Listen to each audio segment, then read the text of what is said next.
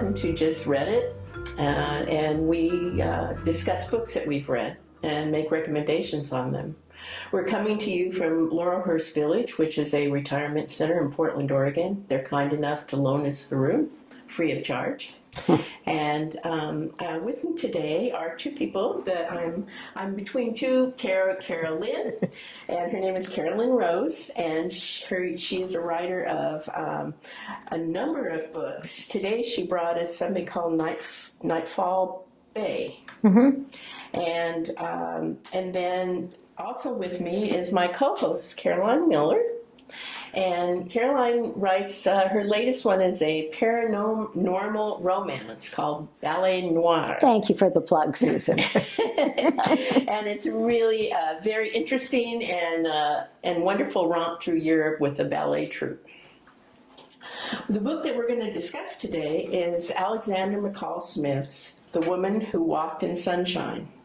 And he writes a series called The #1 Ladies Detective Agency. And it takes place in Botswana, Africa. And I guess we always start with our guests talking first.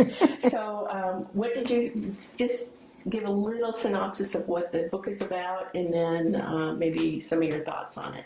Well, it's really not about all that much. I mean, if you're expecting murder or a car chase, or you're not going to get it in this book. It's very sweet little sort of unraveling and solving of little mysteries and catching up with these characters, because this is a long way down in this series. And in a way, the plot moves in slow motion compared to some other books, but it's really delightful. It's just a delightful group of characters. Okay. Caroline. Oh, okay. You promised that you were going to tell us a little bit more about your take on the book. I will in a moment. Go ahead, because I'd like to read off of that. Okay. Well, when I started, I thought, as I always do with his books, this is a very simple book, because it's very simply written and sentences sort of build on each other, and they're short and compact. And then I started thinking about what are the themes of this book. And I came up with an entire note card full. Love, loss, trust and loyalty, kindness, the importance of having a positive attitude, that whole sense of place in Botswana, secrets, work versus relaxation, because the character in here takes her first holiday ever and does not know how to do it. Nobody really seems to have a good idea. She must be American. I don't. And also the desire to feel important is one of the themes, and of course jealousy is a wonderful theme. Yes. So. Yeah. So do you want to play on that? That's enough, Carolyn. I think I can handle that. Well, I think I've said in one of these before, I lived for a time in that area, so it has a special place in my heart. The cadence of the book, the language, the rhythm is so typical of that area. You say it moves slowly. Everything does in that heat, So to me, it's like sinking into a comfortable bathtub. I'm very familiar with it. I knew the guardian of the children's orphanage has written so often about fruitcake that this Christmas I promise I'm going to get myself. It sounds so good. But now I wanted to... don't give it to your friends, okay? I won't cook it.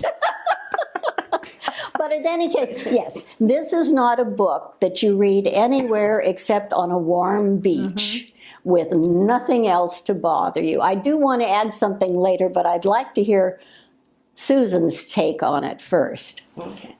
Well, I have loved his series, and you're right. It's only marginally a mystery, and it is everyday mysteries of life. And Precious Matawatsi is a wonderful character. She's a traditionally built woman, Botswana, very wise and very loving and kind, and I think a wonderful representative of that nation.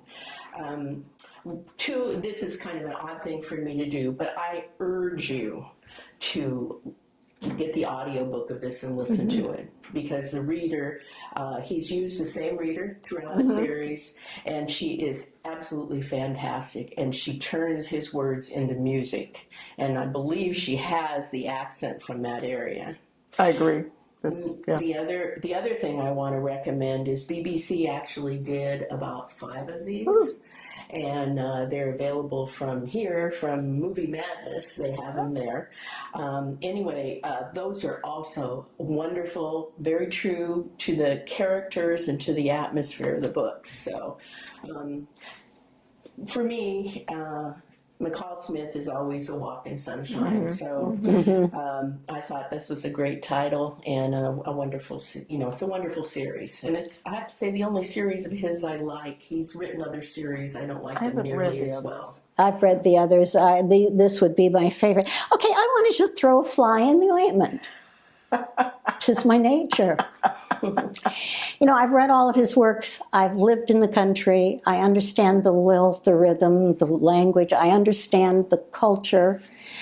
But I got to thinking the other day when I talked to an American Indian once about Hillerman's books on the Navajo. He was quite incensed at how he had made the Navajos so simplistic. And it occurs to me that there's a wonderful innocence about these books that's kind of a Garden of Eden. And I would just like, and a naivete. And I'm wondering if our audience would care to comment at some point. Is he doing a complete service to that culture? Well, except that the other character in the book, I can't remember her name, Mme Makutsi or something. Anyway, she had a brother who died of AIDS in a dirt-floored hut. In this book, there's a child who is scratching cars in order to survive. I mean, I don't think he underscores that. And to defend Hillerman, I think it's important to know that both the Zunis and the Navajo who feature in his novels have honored him greatly. So I don't know if you're... This I do know, but I also know that what you say is true. He acknowledges poverty. And I guess, Susan, this is where we always part company.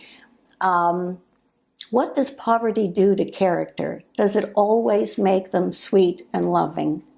And I think a little nastiness is missing. And yet I don't want him to change a thing about the book. But are we going to, as Americans, read this book and think that's Botswana? I hope not. I hope not. I think that the character is acknowledging that there are a lot of other things going on. I mean, they're talking about feminism and they're talking about homosexuality, but in a subtle kind of way. And they're talking about progress and the country changing. And these characters, I think, are older characters. Now, her assistant is a tougher kind of character. She's the one that takes on the woman who set up the fake school here, and so she's a real tiger. And there's a quote I took out of it where she says, "Lions are harmless by comparison with the creatures that move among us." So she's not seeing evil. She's seeing it, but trying to move past it, I think. And on that note, because we're now at the end of our time. I'm glad I raised the question. I think it needed to be raised. So the way that we do this is if you think that this is a good book for people to read, you drop a red one in there. And if you think that it's not, you drop a blue one. Definitely say, for the right audience, it's the right book. Yeah. And I don't disagree with what Caroline's saying, but it's still a lovely thing to read. Caroline disagrees with herself. It is a wonderful book. All right. Thank you very much. See you again.